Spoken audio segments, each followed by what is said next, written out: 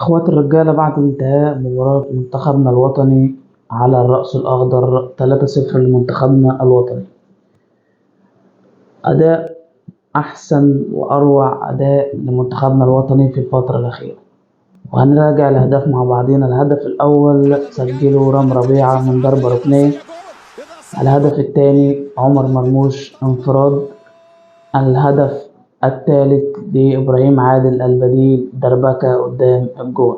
كل اللعيبة في الملعب كانت رجالة، اللعيبة اللي كانت بتلعب أساسية واللعيبة اللي كانت بتلعب اللي نزلت كبديل في الشوط الثاني. يعني مش عايز أقول لك إن كل اللعيبة اللي لعبت النهاردة في المباراة لعيبة، بس يعني مش عايز أقول لك آخر فترة للمنتخب. يعني الماتش ده يدل إن في منتخب قادم مع كابتن حسام حسن، وإن شاء الله في كل جديد وفي كل فوز لمنتخبنا الوطني.